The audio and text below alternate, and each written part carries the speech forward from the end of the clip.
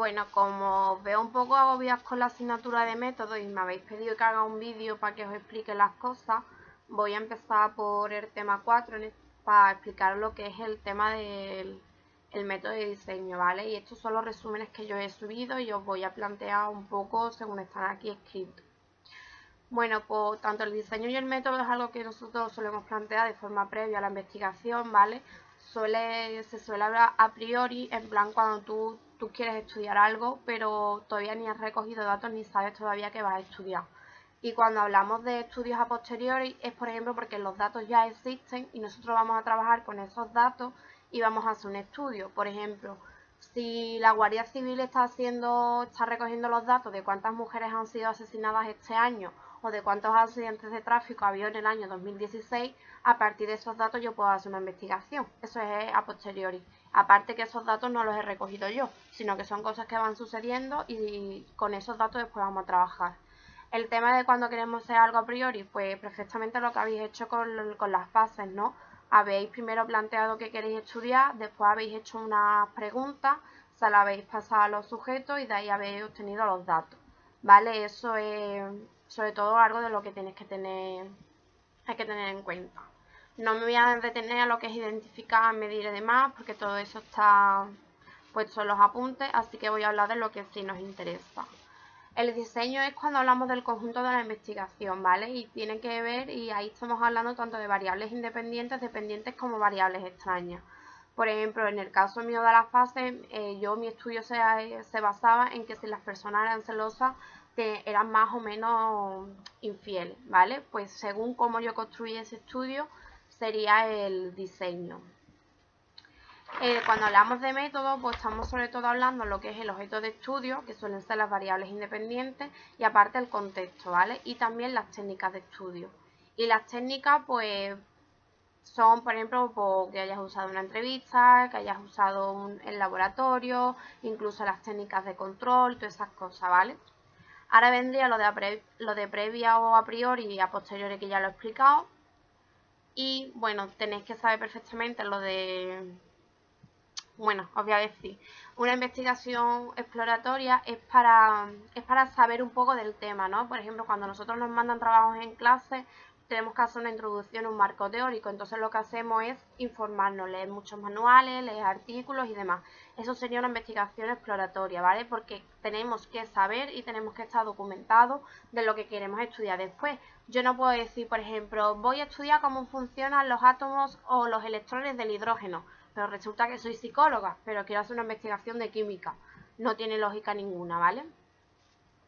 Cuando hablamos de confirmatoria, todo lo que vamos a hacer es una planificación antes de recoger los datos y aparte suelen ser de comparación. Yo tengo unas hipótesis, recojo unos datos, comparo y veo si lo que yo estoy buscando tiene lógica o no.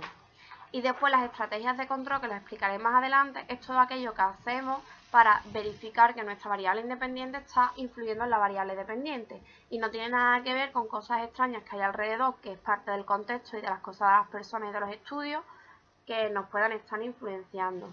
Por ejemplo, si quiero ver, yo qué sé, la cantidad de alcohol que consumen los adolescentes, pues si resulta que en la discoteca tal esa noche tienen una oferta de un 3x2 o de un 2x1 o copas al 50%, pues resulta que ese fin de semana la gente va a beber más, no porque tengan el hábito de beber más, sino porque hay copas gratis, ¿vale? Eso sería, por ejemplo, una variable extraña que nos pueda estar influenciando. Lo siguiente, los objetos de estudio pueden ser descriptivos o relacionales. Cuando hablamos de descriptivos es que podemos decir que no hay variables independientes, son solamente las variables dependientes. Por ejemplo, yo quiero estudiar la población universitaria de Sevilla, pues voy a estudiar el género, voy a estudiar la edad, voy a estudiar en qué curso está, voy a estudiar en cuántas asignaturas están matriculados, cuántas tienen aprobadas, cuántas tienen suspensas. Si os fijáis, eso es simplemente una recogida de datos, pero no hay nada que esté influyendo sobre esa VD. La gente que tenga 19 años tiene 19 años. Yo no estoy haciendo nada para que esos sujetos tengan 19 años, ¿vale? Aquí os soléis liar mucho que es una VI o una VD. VD suele ser lo que queremos medir. Por ejemplo, la altura. Quiero medir la altura de los muchachos de primero. O uno mide 1,5 m, otro mide 1,80 m. Todo eso son VD, ¿vale? Aparte es lo que tenemos. y las VI son cosas que nosotros podemos manipular o no podemos manipular, pero que van a influir en la VD. Por ejemplo, tipo de alimentación sería la VI y la VD sería peso. Pues según el tipo de alimentación que tengan estas personas, que es una VI, influirá en el peso de las personas, que es la VD, que son los datos que nosotros estamos tomando. Cuando hablamos de estudios relacionales, es eso, que una VI influye en una VD, como mínimo, ¿vale? Ya puede haber muchísimas cosas. Entonces esto nos ayuda a predecir, a explicar y a modificar aspectos. Por ejemplo, si un niño tiene malas notas en clase, pues vamos a manipular a sus padres, por así decirlo, para que lo apoyen, para que le ayuden a hacer los deberes, para que esa VD, que serían notas de clase, mejoren. Y eso es un estudio relacional. Cuando hablamos de números de variables, tenemos que tener en cuenta de que puede ser univariado, es que solamente existe una variable empírica, por ejemplo, el peso, y multivariado, el que he dicho antes. Pues estudiamos la edad, el peso, el número de asignaturas matriculadas en el curso en el que está. Eso es multivariado. Además, la propia palabra os la dice, es que hay muchísimas. Sobre las variables independientes, ¿vale? Aquí tiene otro nombre y os liáis. Unifactorial es cuando solo tenemos una variable independiente, que sería tipo de alimentación que influye sobre el peso, ¿vale? Ahí tenemos una VI, que es relacional, y encima influye en una VD. Y entonces, hay una VD, es univariado, hay una VI, es unifactorial. Pero si ahora estamos hablando del tipo de alimentación más las horas de deporte que realice, estamos hablando de un estudio factorial. Pero solamente tendríamos una variable dependiente, univariado. Así que alimentación y deporte son dos VI, sería factorial, y con ello una VD, que sería univariado, que sería el peso. ¿Vale? Eso es una cosa cuando hablamos de número de variables independientes, pero es que ahora dentro de las variables independientes existen los valores. Por ejemplo, si hablamos bicondicional, si hablamos en plan practica o no practica deporte, sí o no, eso es bicondicional, porque tiene dos valores. Si, por ejemplo, preguntamos multicondicional, en plan, ¿haces mucho, medio o poco deporte? Ahí tenemos tres valores, ¿vale? Hay que tener mucho cuidado con lo que es el número de variables independientes y después el número de valores de la variable independiente. Son cosas totalmente distintas. Cuando hablamos de factorial es porque hay muchas condiciones y se mezclan entre ellas. Por ejemplo, tengo una variable de 2 valores y una variable de 3 valores. Pues se multiplica 2 por 3 y nos sale el número de condiciones. Cuando hablamos de completo es porque todas las opciones, por ejemplo, no hace deporte y come mucho. Hace deporte, come mucho. No hace deporte, come poco y no hace deporte, come poco. Ahí tenemos 4 condiciones. Pues sería completo cuando en las 4 condiciones tenemos sujetos. Y anidado es que en alguna de las condiciones no haya sujetos. Por ejemplo, no tenemos sujetos que no hagan deporte y no coman poco, ¿vale? Eso sería un ejemplo. Aquí tenemos la tabla, ¿vale? Hemos dicho que descriptivo es cuando solamente hay variables dependientes. Si os fijáis aquí, no ponemos nada y se llama univariado o multivariado dependiendo del número de variables dependientes. Y aquí lo mismo, si es relacional puede haber una, dos o más variables dependientes. Ahora dependemos del número de variables independientes, sería univariado o unifactorial, 6 más de 2 factorial. Y ahora el tema de qué cantidad de valores tiene esa variable independiente y demás. Problema que tenéis con transversal, longitudinal y mixto. Os voy a poner un ejemplo. Por ejemplo, transversal. Pues quiero saber la nota de los alumnos del grupo 5 de primero de la asignatura de métodos en enero. Eso es un estudio transversal porque estoy tomando un dato por sujeto, que es simplemente la nota de enero de esa asignatura. ¿Cómo sería longitudinal? Pues resulta que a esos alumnos se le han hecho 3 parciales a lo largo del curso más un final. Ahí tengo de cada sujeto 4 notas. El primer parcial, el segundo, el tercero y el final. Son 4 datos. Pues eso es un estudio longitudinal. Aparte, los estudios transversales se suele encontrar de que hay diferentes grupos. Por ejemplo, la clase número 5 y la clase número 4. Y en los longitudinales suele haber un único grupo. Sería medir la nota solamente del grupo 5. Cuando yo estoy mezclando, por ejemplo, todas las clases de primero, que hay 6 grupos, y le hago a todos 3 parciales más un examen final, ahí estoy mezclando grupos y encima con varias medidas por sujeto, estamos hablando de un estudio mixto, ¿vale? Eso es lo más importante de este tema. Y ahora, vamos a ir con el tema de la intervención. Esto también os lía muchísimo y es muy fácil. Cuando hablamos de una investigación natural es porque no manipulamos ninguna variable independiente ni manipulamos el contexto.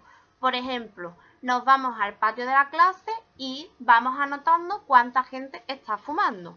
Los sujetos no saben que se le está registrando, entonces no hay manipulación de contexto y tampoco le estoy diciendo a la gente cuántos cigarros tienen que fumar. Así que tampoco hay una variable independiente, no hay manipulación de la variable independiente. Eso sería una investigación natural. Y aparte, si os fijáis, la técnica de recogida es la observación, ¿vale? Tú estás en el patio y estás observando a la gente. O te puedes ir a un bar a ver qué tipo de comidas comen. Te puedes ir a un parque a ver qué tipo de juegos tienen los niños. Pues eso sería un estudio natural. ¿Cuándo es selectiva? Pues cuando yo no manipulo la variable dependiente, pero sí el contexto. Por ejemplo, voy a hacer una encuesta de la gente que está en el patio de la facultad para saber cuántos cigarrillos fuman. El hecho de que yo le esté preguntando a la gente, ellos ya se están viendo manipulados lo que es su contexto, porque saben que están siendo conejillos de India de una investigación. Eso es manipular el contexto. Pero el hecho de que ellos me digan que fuman 2 o 3 cigarrillos como 20, yo ahí no estoy manipulando la variable independiente. Es que los datos surgen solos, ¿vale? Entonces, este tipo de investigación se llama selectiva. Puede ser de observación, por ejemplo, porque tú vayas al patio y digas, mira, oye, que voy a hacer una investigación y os voy a observar. Estoy modificando el contexto. O el simple hecho de entregar una encuesta. Otro tipo de observación, que es el que la gente le es más fácil, es el típico hecho de una sala con una pared que es una cristalera y están los investigadores detrás. Tú estás en una sala haciendo cosas, pero tú sabes que te están observando. O que tú estés en clase y te diga la profesora, he puesto una cámara en esta esquina, voy a grabar cómo os comportáis en clase. Todo eso es manipulación de contexto. Cuando hablamos, por ejemplo, de experimental de campo, pues aquí no se me ocurren muchos ejemplos con lo de no manipular el contexto, pero sí, por ejemplo, con las variables independientes. Yo quiero hacer un estudio, por ejemplo, del rendimiento de las personas. Bueno, este sería más de experimentar el contexto modificado. Voy a hacer el último, que es más fácil. ¿Cómo modifico el contexto y encima cómo modifico las variables independientes? Pues quiero saber el rendimiento de unas personas en temas de atención o memoria sobre unos test, ¿vale? Estoy aplicando unos test, estoy modificando el contexto, pero viendo la cantidad de cafeína que consumen. Por ejemplo, yo a 20 sujetos les digo, tú vas a consumir una taza de café. A otros 20 les voy a decir, tú vas a consumir 2 tazas de café. Y así hasta 5 tazas de café. Yo estoy asignando qué sujetos van a tomar qué cantidad de cafeína. Ahí estoy manipulando la variable independiente porque quiero ver el rendimiento. Y hay manipulación de contexto porque yo le estoy avisando que tienen que hacer unas pruebas. En el otro caso, pues a lo mejor sería, pues mira, muy fácil, un ejemplo que vi hace poco en un experimento en internet. En un supermercado, ¿vale? Ponen diferentes ofertas de un mismo producto cada día.